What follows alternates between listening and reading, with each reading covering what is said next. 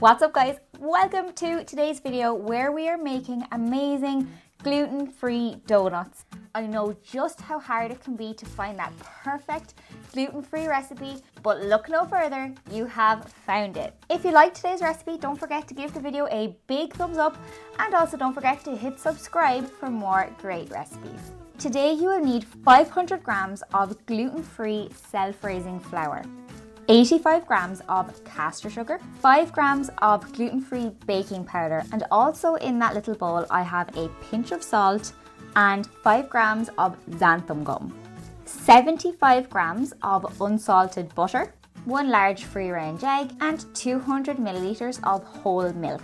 What you can't see here, because between you and me, I forgot to put it in our ingredients list, is a 7-gram packet of instant dry yeast.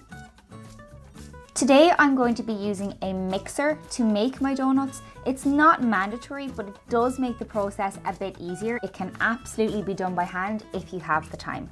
Give everything a nice whisk together, and that is not all of your dry ingredients. Silly old me, as I said, I forgot to include the yeast. I didn't forget to include it in the bake, so you will see it being added in, but don't forget to add your yeast in with your dry ingredients. Then we can go in with our wet ingredients, so adding in your milk, there's that yeast, and your whole free-range egg. I've popped the bowl onto the stand mixer, and I'm going to bring this together firstly using a paddle attachment. So either mix the ingredients together gently or pop your mixer on a low speed. So you can see over the course of about 30 seconds to a minute, the mixture really starts to come together. It's at that point then that you can turn your mixer off and switch to your dough hook. After all, donuts are essentially a brioche bread recipe. At this point, we can start adding in our chunks of butter a small bit at a time. One helpful tip would be to make sure that your butter is at room temperature.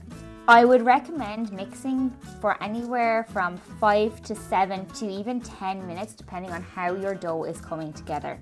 You will notice some really stark differences between how this dough performs compared to your standard donut containing gluten. Gluten as a protein allows the bread to become stretchy and pliable. In the absence of that gluten, we rely on our xanthan gum and our egg as our binding agent to make this dough come together into a nice homogeneous ball. And with my hands oiled, I'll take that dough out of the bowl and pop it into a separate pre-oiled container. What you use to prove your donuts is entirely up to you. I like to oil this plastic bowl and then pop it into a cake box because it avoids the need for any plastic wraps and faffing around. It just works really well for me, but do whatever works for you. And you want to leave the dough to rise in a warm place for 1 to 2 hours until it has risen. This recipe may not double in size, but that's okay. You will still get a nice fluffy donut at the end. After those 2 hours, you'll notice that the dough has risen. You can see my hand marks there as I push out the air. All I've done is tip the dough out onto a lightly, and I mean very lightly floured work surface. It's easy to add a lot of flour, but that will really quickly dry out your bake, making it almost inedible and very tough. So be extremely sparing with flouring your work surface. And this is the part where you will need to grab your kitchen scales and weigh out 65 grams of dough per donut. And I'm cutting the dough using a bench scraper.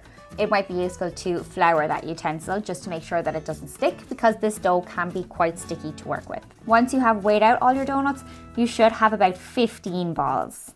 Next, we want to shape our portions of dough into a circular round. This is probably the trickiest part of the entire process. This dough, by its nature, is quite sticky and can easily get stuck to your work surface. So there is a bit of a knack to rolling these into the little circular rounds. Make sort of a claw shape with your hand and start rolling that dough between the palm of your hand and the work surface. If I just change the angle of the camera here, you can see what I mean. My hand is almost in a claw shape and I'm working that dough between the heel of my hand and my fingers. Don't worry if you don't get this right the first time. It's absolutely not going to affect the final bake. It can just make them look a little bit more aesthetically pleasing. Once you've rolled out all your portions of dough, we need to let them rest again for between 30 minutes and an hour. They will get slightly more airy, but again, not compared to your standard donut dough. Just leave enough space so that there is some slight room to expand. After your hour is up, you can start to preheat your oil. I am using sunflower oil and I'm heating my fryer to 160 degrees Celsius. not everybody has a fryer, and that's absolutely fine. You can use a candy thermometer to test the temperature of your oil if you just want to use a frying pan. And while my fryer is heating up, I'm going to go ahead and flatten down the top of my donut rounds. This seems weird considering we spent time shaping them. If you don't flatten them down before frying, you will have real trouble flipping over the donuts. I will show you a batch that I did just as a little tester to show you what I mean here. So flattening them down actually helps us to flip the donut and they will stay flipped over. I typically fry 4 donuts at a time and for 3 minutes and 30 seconds on each side, or until they're a nice deep golden brown colour. Frying gluten-free donuts is a longer process and it's at a lower temperature than a standard donut. And wow, they look absolutely brilliant. They are quite golden in colour, but don't let that put you off. As long as they are not leaning towards the burnt side, deep golden is the perfect colour that we want. Remove your donuts from the oil very carefully and turn them out onto some paper towel just to soak up any excess oil. I like to cool them on a wire rack. Once they've cooled for about 5 or 10 minutes, you can go ahead and dunk them into your caster sugar. This just finishes them off and makes them look so pretty and delicious. They really are irresistible and the smell is amazing. I love to fill these donuts with jam, with a hazelnut spread filling, have some fun, create something tasty and enjoy what is, in my opinion, the best tasting gluten-free donut. Guys, if you liked today's recipe, don't forget to give this video a big thumbs up. Also, as I mentioned at the start of the video, don't forget to hit subscribe and share this video with all of your gluten-free friends.